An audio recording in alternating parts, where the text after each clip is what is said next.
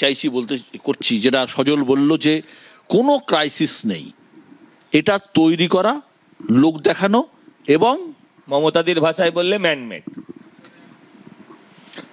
দেখুন, ক্রাইসিস নেই এইটা যদি হতো তাহলে দুটো জিনিস, এক হচ্ছে আমাদের স্ট্র্যাটেজিক রিজার্ভ কত জানেন? স্ট্র্যাটেজিক রিজার্ভ হচ্ছে 5.33 মিলিয়ন মেট্রিক টন, বাংলার জিডিপির মতো। এইবার না আমাদের না, বলছি। আপনার কেন্দ্র সরকারে দাদা, পেট্রোলিয়াম মন্ত্রক কেন্দ্র সরকারের আন্ডারে, আমাদের আন্ডারে পড়ে না।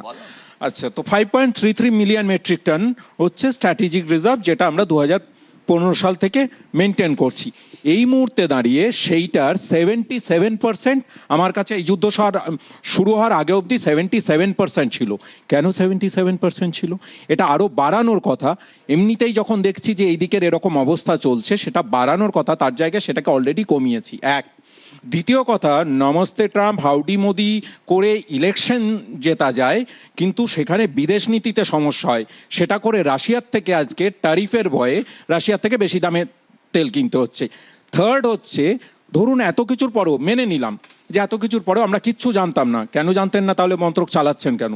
যদি জানতেন না, ঠিক আছে, মেনেও নিলাম, দেশের সমস্ত মানুষ বিদেশ নীতির প্রশ্নে, বা অন্তত পশ্চিমবাংলায় মুখ্যমন্ত্রী মমতা বন্দ্যোপাধ্যায় সবসময় বলেছেন বিদেশ নীতির প্রশ্নে কেন্দ্রীয় সরকার সঙ্গে আছি, আমরা আছি। কিন্তু আমার বক্তব্য হচ্ছে এই রিজার্ভটা না থাকার ফল আজকে সাধারণ মানুষের হেসেলে পৌঁছে যাচ্ছে। তাকে নিয়ে একটা মিটিং কই, পার্লামেন্টে অন্তত বক্তব্য রাখা যেতে পারে যে ক্রাইসিস আসতেই পারে, ক্রাইসিস এলে বিজেপি রাজনীতি না করে সকলকে নিয়ে মিটিং করতে পারে, করছে না। মিটিং কে করছেন? মমতা বন্দ্যোপাধ্যায়। পার্থক্যটা এখানে, মানুষের পাশে দাঁড়াচ্ছেন মমতা বন্দ্যোপাধ্যায়, আর মোদী ব্যস্ত হচ্ছেন নিজের রাজনীতি নিয়ে। ভোটের বাজারে এই গ্যাসের আগুন রক্তচাপ বাড়াবে না? আমি আপনাকে বলছি যে উনি যেমন বললেন না যে 77% মানে 23% কম। কেন 23% কম? আমি জানি না সত্যি এর প্রশ্নের উত্তর, কিন্তু আমি এটাও ভাবছি যে 6 লক্ষ চাকরির স্থান, সেটা কেন পূরণ হয়নি। আমি আপনাকে বলছি একটা নন ইস্যু নিয়ে আলোচনা হচ্ছে, মানুষকে আতঙ্কিত করার একদম রাজনৈতিক পরিকল্পনা, নন ইস্যু, একদম রাজনৈতিক পরিকল্পনা। এটা অন্য কারা করলো? তৃণমূল করছে। আচ্ছা, উনি বলছেন মমতা, আচ্ছা আমি এক সেকেন্ড বলে নিই যে কেন উনি পার্লামেন্টে কিছু বললেন না, কেন পার্লামেন্টে আলোচনা হলো না। বলছি তো নন ইস্যু, আর নন ইস্যুকে ইস্যু করার জন্য মমতা ব্যানার্জি মাথায় নিয়ে। আমি নিজে একটা না ক্যান্টিন চালাই, যেখানে রোজ 200 গরিব মানুষ খায়। আপনার থেকে আমার চিন্তাটা কম নয়। আপনার চিন্তা আছে? নিশ্চয়ই থাকবে, কিন্তু আমি বুঝেছি এটা নিয়ে চিন্তা করার কোনো কারণ নেই। 2-1 দিন 3 দিন হয়তো ক্রাইসিস হবে, তার মধ্যে এটা ওভারকাম হয়ে যাবে। এতই সমস্যা থাকবে না তাহলে এই যে শহরে 25 দিনের পরে বুকিং আর গ্রামে 45 দিনের পরে বুকিং কেন? 45 দিন, আবার 25 দিন পরে বুক করবো কেন? আবার হচ্ছে আপনি 25 দিন পরে বুক করবার মানে এই নয় যে আপনি তার 25 দিন বাদে পাবেন। আপনি ঠিক আজকে কি হতো, সকালে বুক করলে দুপুরের মধ্যে আপনার ঘরে করা নাড়তো। এখানে আপনাকে প্রায়র বুকিং করতে বলা হচ্ছে 25 দিন আগে। হ্যাঁ, একটা যুদ্ধের ক্রাইসিস আছে, আপনাকে অ্যালার্ট থাকতে হবে। 45 দিনের মধ্যে দ্বিতীয় সিলিন্ডার, এই দ্বিতীয় শব্দটা বাদ দিয়ে দিন। 1.5 মাস গতবার কলকাতা শহরে হ্যাঁ, এই প্যালেস্টাইন গাজা এই নিয়ে যুদ্ধবিরোধী মিছিল হয়েছে। সজল বা তন্ময় সবাই খুব টিটকেরি মেরেছে, খুব আওয়াজ মেরেছে। কিন্তু আজকে সত্যি সত্যি আমি বলছি তরুণ কুমারকে নিয়ে একটা মিছিল হয়নি, তরুণ কুমারকে নিয়ে মিছিল হয়নি, বাংলাদেশ গাজা নিয়ে মিছিল হয়েছে, পাকিস্তান নিয়ে মিছিল হয়েছে, প্যালেস্টাইন নিয়ে মিছিল হয়েছে, তরুণ কুমারকে নিয়ে ঠিক আছে তরুণ কুমারকে নিয়ে একটা দুটো মিছিল হলো না। তখন চুপচাপ ডাইনিং টেবিলে বসে বসে গাজার শিশুগুলোর মৃত্যু দেখেছে। আরে তরুণ ইরানের যেভাবে আজকে মানুষের মৃত্যু দেখছে, ভারত সরকার কথা বলো না, প্যালেস্টাইন শিশুর মৃত্যু দেখে। আমেরিকার সামরিক ক্ষমতা নিয়ে কারোর কিছু বলার নেই। এই যুদ্ধে তো ভৌগোলিক অবস্থান তো একটা বড় ফ্যাক্টর হয়ে উঠছে। ট্রাম্প কি পারবে, ট্রাম্পের বাহিনী কি পারবে এই হরমুজ প্রণালী, যেটা আসল জায়গা, যেটা কারণেই এই গ্যাস এবং তেলের সাপ্লাই লাইনটা আটকে আছে, ইরানের হাত থেকে উদ্ধার করতে? দেখুন, কিছুদিন আগেই আমেরিকান নেভি তারা কিন্তু সেখানকার ওদের এনার্জি যে সেক্রেটারি, তিনি এটা বলে দিয়েছেন যে আমাদের নেভি কিন্তু সেটাকে সেই সিকিউরিটি দিতে পারবে না সেখানে, সেটা পরিষ্কার জানিয়েছে। তার কারণ হলো যে এটা সম্ভব নয় যে একের পর এক সেখানে জাহাজ যাবে এবং প্রতি কটাতেই আপনি কতগুলো গিয়ে নামাবেন। যদি একটা মিসাইলও লাগে সেখানটায়, তো তাহলেই তো যেরকম থাইল্যান্ডের যেই শিপ এখানে আসছিল যে জাহাজটা, তো যেটাকে জ্বলে গেল। তো সুতরাং এই ধরনের অ্যাটাক হবেই এবং সেই চান্সটা কেউ নেবে না। আমি একটা জিনিস ছোট্ট করে বলবো যেটা নিয়ে আলোচনা হচ্ছিল, দেখুন গ্যাস এবং তেলের জন্যে যখনই একটা যুদ্ধের পরিস্থিতি আসে প্রতি কটা দেশ, শুধু ভারত নয়, প্রত্যেকেই একটা স্ট্র্যাটেজিক রিজার্ভ রাখে, কিন্তু সেইটা 100 দিনের জন্য হতে পারে, কারোর কারোর কারোর হয়তো আরো বেশি থাকে। যে ভারতের কাছে একেবারে নেই সেইটা, এইটা একটু ভাবার। আমি মানে এখানে আমি রাজনীতির মধ্যে সম্ভবত যাচ্ছি না। একাধিক দেশ সেই স্ট্র্যাটেজিক রিজার্ভ থেকে তেল দিতেও শুরু করেছে অন্যান্য জায়গায়। রাখে রাখে প্রত্যেকেই রাখে রাখে, ঠিক। সেখানটায়। হয়তো এই মুহূর্তেই তাতে হাত দিতে হচ্ছে না, কিন্তু রেখে দেয়, যে কারণে যদি যুদ্ধ আমরা তো জানি না একটা শুরু হয়ে গেলে কবে সেটা শেষ হবে। সুতরাং আমার মনে হয় যে নিশ্চয়ই যে ভারত তো দেখুন জুনে অ্যাটাক যখন হয়েছে তার থেকেই সবাই জানতো যে আবার করে একটা অ্যাটাক হতে পারে। আর আমাদের যেহেতু এত লোকজন আছে এবং আমরা ওই এলাকায় পুরোপুরি গ্যাস এবং অয়েলের জন্য আমরা এতই ডিপেন্ডেন্ট, সেখানটায় এই জিনিসে একটা পরিস্থিতি আসতেই পারে। তো সুতরাং অন্য কোনো অল্টারনেটিভ নেই, এটা একটু ভাবতে আমার। রঞ্জন দা, এক মিনিট বিষয় প্রণাদকের একটা প্রশ্ন আছে খুব প্রাসঙ্গিক। ভারত এবং ইরানের একটা গ্যাস পাইপলাইন চুক্তি হয়েছিল 2009 সালে ইউপিএ গভর্নমেন্ট থাকার সময়, সেটা বন্ধ হলো। আজকে যদি সেটা থাকতো তো ভারতবর্ষ অন্তত গ্যাসের ক্ষেত্রে প্রাকৃতিক গ্যাসের আমি সেই সময় গিয়েছিলাম যশবন্ত সিং এর সময়, সেই পিস পাইপলাইন বলে, সেটা হলো না। তার কারণটা হচ্ছে যে সেটা পাকিস্তানের মধ্যে দিয়ে আসার কথা ছিল। পাকিস্তানের সঙ্গে আমাদের সম্পর্কটা জানি কি অবস্থায়, এবং আফগানিস্তানও তখন কিন্তু এত এখন যেরকম অবস্থায় তা ছিল না। দু জায়গায় টালমাটাল অবস্থা বলে সেই গ্যাস পাইপলাইন। আমি আমি আমি আমি রঞ্জনের কাছে আসবো। রঞ্জন দা, সেটাকে এগিয়ে নিয়ে যায়নি কিন্তু। না, এইটাই কারণ ছিল, আমেরিকাকে ওইখান দিয়ে আসা যায় না সেখানে। আমেরিকাকে আঘাত করার সব থেকে বড় অস্ত্র ইরান পেয়ে গেছে। তারা তেলের ব্যবসায় আঘাত করেছে এবং হরমুজ বন্ধ করে দিয়েছে। নষ্ট হওয়ার ভয়ে বহু দেশ কিন্তু তেল উত্তোলনও বন্ধ করে দিয়েছে। তো এমন অবস্থা, রাশিয়া থেকে যা নিষেধাজ্ঞা চাপিয়ে সেটা অলরেডি আমেরিকা তুলে নিয়েছে। ইরান তো লক্ষ্যে অন্তত সফল, নিজের লক্ষ্যে সফল, এটুকু বোঝাই যাচ্ছে। এখন হরমুজে মোস্তফা বলে দিয়েছে হরমুজে মাইন পাতা আছে এবং হরমুজ দিয়ে তারা একটি হাজকেও যেতে দেবে না। ভারতও পারমিশন পায়নি এখনো পর্যন্ত। এটা একদম বাইরে যা হচ্ছে বাজে কথা বলছে। যুদ্ধ তো আরো জটিল দিকে যাচ্ছে। একদম। একটা জাহাজকে এক্সেপশনালি ওরা পারমিশন দিয়েছে এবং সেটা আমাদের বম্বেতে গত পরশু এসছে। যুদ্ধের আজকে 14তম দিন, 14th ডে, এবং যুদ্ধ ধ্বংস ছাড়া তো আর কিছু আনে না। এবং এখানে যখনই যে কোনো জায়গায় যুদ্ধ হোক, তার আঁচ যেখানে যেখানে পড়ে সেখানে কালোবাজারিদের একটা বড় মার্কেট হয়। এবং এই গ্যাসের যে প্রবলেমটা হয়তো নেই, এটা সৃষ্টি করা হচ্ছে, কালোবাজারিরা ঝাঁপিয়ে পড়ছে, তাই জন্য লাইন আফওয়া। এবং যুদ্ধ আর একটা জিনিস দেয়, এলিমেন্ট অফ সারপ্রাইজ আনে আর এলিমেন্ট অফ প্রোপাগ্যান্ডা আনে। এই প্রোপাগ্যান্ডাটা যখন নেগেটিভে যায় তখন এই কালোবাজারিদের উত্তরণ হয়, তারা 2 পয়সা এক্সট্রা কামিয়ে নিতে চায় এবং প্রোপাগ্যান্ডা করে লোকের মধ্যে একটা ভয় ভীতির সঞ্চার করে, যেটা একদম কাম্য নয়। সেই জন্য একটা যুদ্ধ কথা আমি বলি, যে জাহাজটা এসেছে সেটা কিন্তু 1 তারিখে হরমুজ পাস করেছে আর ওরা বন্ধ করেছে 3 তারিখে। সুতরাং ওরা বন্ধ করবার আগেই জাহাজটা কিন্তু সেটা কিন্তু আমাদের মিনিস্ট্রি অফ এক্সটার্নাল অ্যাফেয়ার্স কথা বলে পারমিশন নিয়ে স্পেশাল। আজকে কেন্দ্রীয় সরকার বলছে 8টা জাহাজ হরমুজের উপর দাঁড়িয়ে আছে। হ্যাঁ, এবং পাশাপাশি কিন্তু অন্য যে দেশের যে বক্তব্য, তারা কিন্তু বলেছে যে এটা তার আগেই বার হয়ে এসছে। আমি সংবিধানের কাছে আসবো যে এমনিতে তেল নিয়ে আপাতত আমাদের চিন্তা নেই, কারণ আমরা শুনেছি তেলের একটা মজুদ রয়েছে। কারণ ভারত প্রায় কম বেশি 40টা দেশ থেকে তেল কেনে। পশ্চিম এশিয়ার রাস্তা যদি বন্ধ হয়ে যায়, আমাদের কাছে রাশিয়া আছে। কিন্তু এই যুদ্ধ যদি আরো দীর্ঘস্থায়ী হয়, সেক্ষেত্রে তেলের ওপর কি প্রভাব পড়বে? আপাতত তেলের ক্ষেত্রে যে রিসোর্সের কথাগুলো আমরা জানি, বা যে কেউ এই সময় খুব স্পষ্ট করে বলে না যে কোন জায়গা থেকে কে কতটা নিচ্ছে, এটাকে আমরা বলি গোপন কূটনীতির একটা অংশ। সুতরাং কিন্তু কথাবার্তা থেকে যেটা মনে হচ্ছে যে তারা কনফিডেন্ট যে তাদের রিসোর্স ইজ দেয়ার। সমস্যাটা বারেবারেই হচ্ছে গ্যাস নিয়ে। কিন্তু যে বিষয়টা উঠে আসছে, এই যুদ্ধ যদি দীর্ঘস্থায়ী হয় এবং এখনো পর্যন্ত তার কোনবার কিন্তু খুব একটা মার্কিনদের দেখে মনে হচ্ছে যে তারা বেরিয়ে আসতে চাইছে যুদ্ধ থেকে, কিন্তু বেরিয়ে আসলেই তো আর বেরিয়ে আসা যায় না। সুতরাং ইসরায়েলের যে এজেন্ডা, সেই ইসরায়েলের এজেন্ডা, এবং স্বাভাবিকভাবে আমি একটা কথা বলি, আমি কিন্তু ইরানের আয়াতুল্লাহ খোমেনির হত্যার তীব্র প্রতিবাদ প্রথম দিন থেকে করেছি, এবং সেখানে যারা যারা তাকে সমবেদনা জানাননি তাদের সঙ্গে আমি সহমত নই। সে যে কোনো রাষ্ট্রের বৈদেশিক নীতি হোক, তার মধ্যে যে কোনো দেশে, কারণ এটা গুপ্ত হত্যা।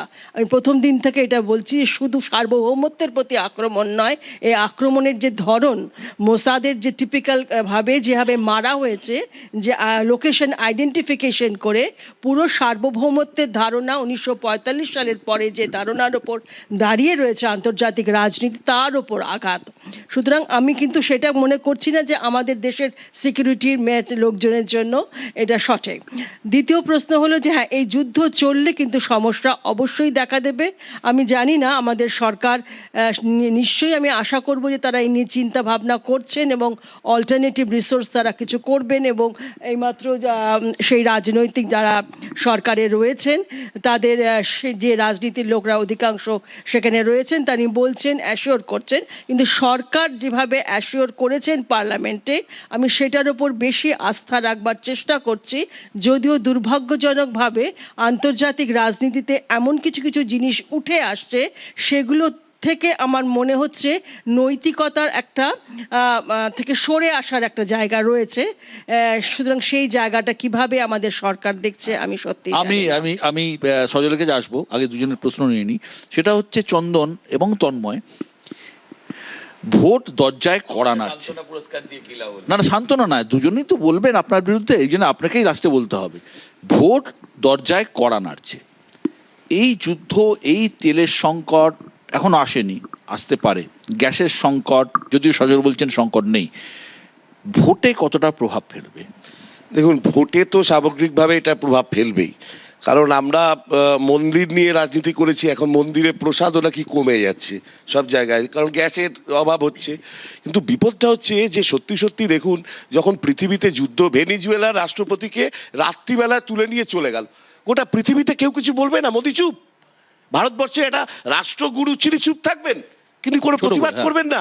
একটা দেশে খুমেইনিকে মেরে দেবে, ভারত চুপ চুপ থাকবে? এরম ভারত ছিল যখন জোট নিরপেক্ষ আন্দোলনের নেতৃত্ব দিয়েছে যে ভারত, সারা পৃথিবী যে ভারতকে চেনে, এ তো কি ভারত, আমি 3 নম্বর হয়ে গেছি, এদিকে রিজার্ভ নেই কো, এরকম জায়গা, F3 ওখানে গেছি, এটা আলাদা প্রশ্ন। কিন্তু ভোটের জায়গা থেকে প্রশ্ন হচ্ছে সাধারণ মানুষের কিন্তু যে হাহাকারটা চলছে গ্যাস নিয়ে, তেল নিয়ে, কালোবাজারে নিয়ে, এটা ঠিক আগামী দিনে পরিবহনের প্রভাব পড়বে। কারণ সরকার, তৃণমূলের সরকার, এখন সরকারি বাস রাস্তায় কিচ্ছু নেই, সাধারণ মানুষের অটো, প্রাইভেট বাস ছাড়া কোনো ভরসা নেই।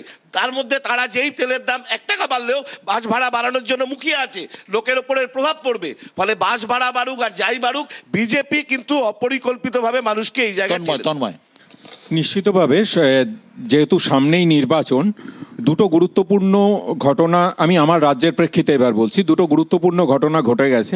এক, গত 6 মাস ধরে, গত 6 মাস ধরে, হ্যাঁ জাস্ট 3টে সেন্টেন্সই বলবো। গত 6 মাস ধরে বাঙালি পরিচয়ের জন্য, বাংলা ভাষা বলার জন্য বিজেপি শাসিত রাজ্যগুলোতে সাধারণ মানুষকে মারা হয়েছে, হেনস্থা করেছে। এক।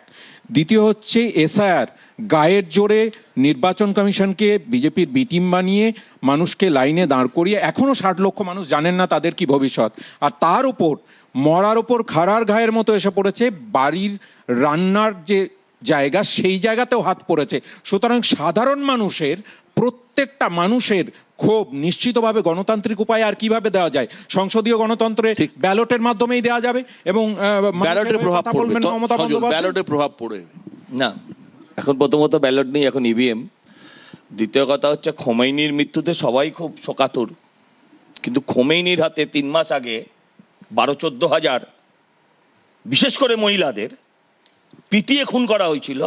তখন বুদ্ধিজীবী, সৃজনশীল, প্রগতিশীল সমস্ত শিলওয়ালা মানুষরা মুখে শিল খামেনি, হ্যাঁ ওই হলো আর কি, আমি উচ্চারণ করতে পারি না। হ্যাঁ, আমার যেটা বলার বক্তব্য হচ্ছে, আপনারা যা আলোচনা করছেন সব গল্প কাল্পনিক। তেল হতে পারে, আরে সে তো ভূমিকম্পও হতে পারে। আমি বলছি, কবে মাসির গোপ গজাবে তবে মাসি মামা হবে, এই জাতীয় আলোচনা করে একটা প্ল্যান্ড প্রোপাগান্ডা, মানুষকে ভয় দেখাও। আমি আবারও বলছি, মানুষ শুধু এসআইআর এর লাইনে যদি দাঁড়াতে হয় তার জন্য রাগ করবে, ভোট দেবে না। আচ্ছা, মানুষের যদি ডেলি 2 টাকা গ্যাসের দাম বাড়ে, এতক্ষণ এটা দিয়ে বলা উচিত ছিল ওদের, বলিনি ওরা, আমি বলে দিচ্ছি, তার জন্য ভোট দেবে না। আর চাকরি না দিয়ে 1,500 টাকা ভাতা দেবে, তার জন্য ভোট দেবে। প্রণয়দা আচ্ছা, কথায় আছে হ্যাঁ। যুদ্ধ থেকে বেরোনোর সব থেকে সহজ উপায় হলো কূটনীতি। দিল্লির কাছে কোনো ট্র্যাক টু কি আছে যে এই জটিলতা থেকে বেরোনোর? কারণ হরমুজ দিয়ে কিন্তু চীন বা অন্য দেশের জাহাজ পাস করছে। ইরান যদি পারমিশন দেয় আমাদের জাহাজও তেল এবং গ্যাস নিয়ে আসতে পারবে। এমন কোন দেশ আছে যে দিল্লি এবং তেহরানের মধ্যে মধ্যস্থতাকারী ভূমিকা পালন করতে পারে? আমার মনে হয় না যে খুব বেশি কোনো দেশেরই জাহাজ পাস করেছে বলে এগুলো, মানে আমার মনে হয় এগুলোকে সবকটাকে দেখতে হবে। এটা অনেক কিছুই বেরোচ্ছে, লোকজন এটা ওটা করে বলছে। এখন যা অবস্থা সেখানটায়, সেখানে থেকে বেশিরভাগই ওটাকে ধরে নিই যে বেশ কিছুদিন ধরে আর এইগুলো পাওয়া যাবে না ওখানে, তেল গ্যাস বা ফার্টিলাইজার যে যে জিনিসগুলো সেখানে মুভ করে। কিন্তু আরেকটা বড় সমস্যা আছে, যদি এই যুদ্ধ আরো দীর্ঘদিন ধরে চলে, আমাদের প্রায় 9 মিলিয়ন মতো সেখানে লোক, আমি এর আগে সেখানে বলেছি, কাজ করছে। তারা যদি কেউ, তাদের মধ্যে কেউ ধরুন তাদের উপর অ্যাটাক হলো, তখন তাদেরকে কিভাবে আনা হবে? এটা আমরা ইরাকের সময় আমাদের প্রচুর লোকজনকে আনতে হয়েছিল সেখান থেকে, একটা কুয়েত বিরাট থেকেও- কুয়েত এক্সারসাইজ, থেকেও আনতে হয়েছিল। কুয়েত থেকেও আনতে হয়েছিল। কিন্তু 9 মিলিয়ন ইজ হিউজ এক্সারসাইজ। এবং এর মধ্যে যে তারা প্রত্যেক বছর প্রায় 50 বিলিয়ন তারা রেমিটেন্স পাঠায়, সেই রেমিটেন্স যেটা আটকে যাচ্ছে সেখানে, সেটাও একটা বড় যে ব্যাপার। সেটা একটা বড় কারণ। তাতে কত পরিবার চলে?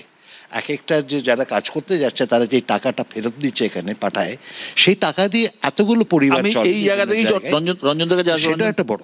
রঞ্জনদা, খুব ছোট করে এই লড়াইয়ে রাশিয়ার ভূমিকা কি? 1, 2 হচ্ছে রাশিয়ার তো লাভই হলো, মস্কোর তো লাভই হলো, তারা তেলও বেচতে শুরু করলো, আমেরিকাও কিছু করতে পারছে না। এই গ্যাসের সঙ্গে তেলের সংকট তৈরি হলে গোটা পৃথিবীর অর্থনীতি ভেঙে পড়বে।